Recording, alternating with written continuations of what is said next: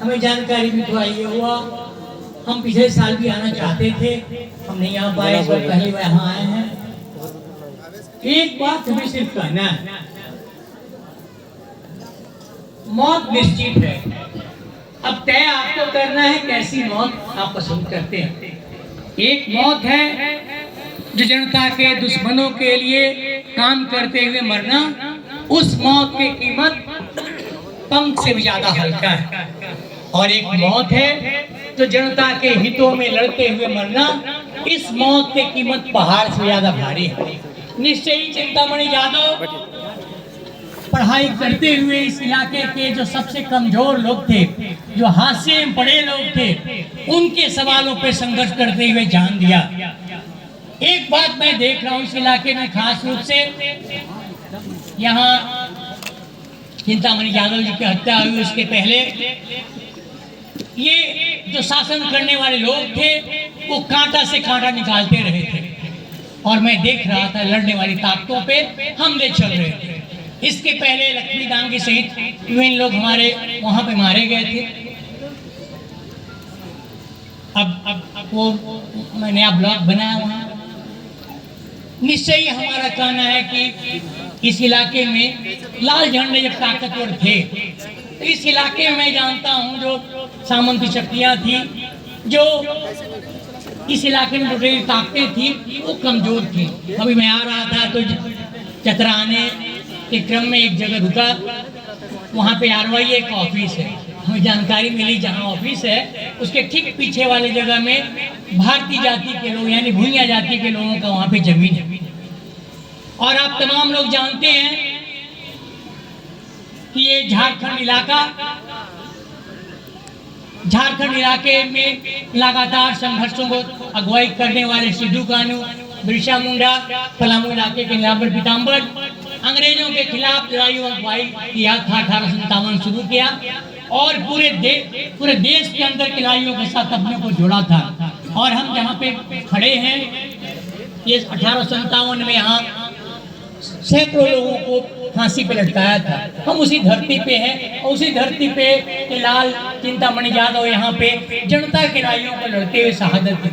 आप तमाम लोग जानते हैं आजादी के बाद और अभी हाल के दिनों में कॉर्पोरेट घराने नए ढंग से हमने शुरुआत किया है।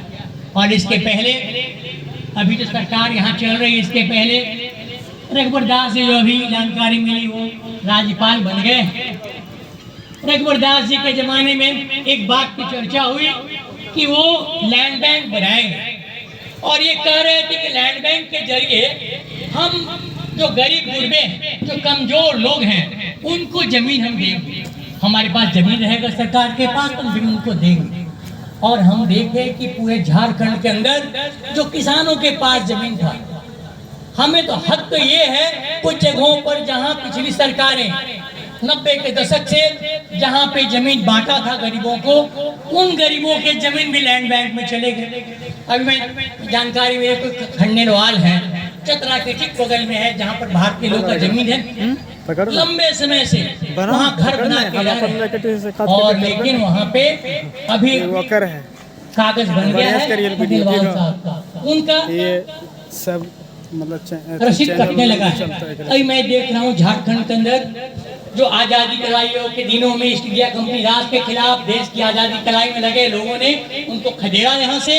आज मैं देख रहा हूँ पूरे देश के अंदर कॉर्पोरेट घराने नए ढंग के ताकतवरों के सामने आ रहे हैं और लगातार गरीबों पर हमले कर रहे हैं। और यहाँ जो जमीनें हैं उन जमीनों पर मालिकाना हक करने के लिए वो लगातार साजिश कर रहे हैं। और इन हालातों में आज जब चिंतामणि यादव को हम याद कर रहे हैं तो जो सपने उन्होंने देखा था वो सपने देखा, लाल झंडे को थामा था चिंतामणि यादव ने, इस कारण से कि गरीब गुरबे की लड़ाइयों को लाल झंडा लगातार संघर्ष करता रहा, अगुवाई करता रहा था। और लालमणि यादव, चिंतामणि यादव ये संघर्षों की अगुवाई किया था। आज नई स्थितियों हम देख रहे हैं, इसी चतरा में वो बड़ी कंपनियां जंगलों को उजाड़ रहा, वो भारतमाला बना रहा सड़क, वो कंपनियां उजाड़ रहा। आज मैं देख रहा हूँ पूरे झारखंड के अंदर लूट का बड़ा व्यापार लगा है, गरीबों के जमीन छीने जा रहे हैं। इन हालातों में आज चिंतामणि यादव को हम याद कर रहे हैं तो निश्चय ही जो लड़ाइयाँ चल रही है झारखंड के विभिन्न इलाकों में, उन लड़ाइयों के साथ अपने को जोड़ने का मतलब ही होगा चिंतामणि यादव को हम श्रद्धांजलि दे रहे हैं, उनको हम याद कर रहे हैं। और दोस्तों अब तो एक बात, समय कम है, ढेर सारे लोग यहाँ बैठे हैं अपनी बातों को रखने के लिए, लेकिन एक बात आप तमाम लोग जानते हैं, चिंतामणि यादव जिन लड़ाइयों को लड़ रहे थे, किसानों के साथ खड़े थे, और आप तमाम लोग जानते हैं देश के अंदर 1 साल से अधिक समय तक दिल्ली के सड़कों पे, वहाँ के बॉर्डर पे किसान पूरे देश से इकट्ठा होके और लड़ाई किया। पहली दफा देश के अंदर ये लगा, इसके पहले लगता था धरना देने से, जुलूस करने से क्या होगा, लेकिन पहली दफा किसानों ने बताया कि आंदोलनों के जरिए देश की जनता, देश का संसद, देश का विधानसभा, देश का सांसद और देश के राष्ट्रपति से भी ताकतवर है। वो पहली दफा जो कानून बन चुका था, वो कानून बना था देश के तमाम जो कृषि संपदा किसान खेती है उसको कॉर्पोरेट के हवाले करने का पूरी तैयारी हो गई थी।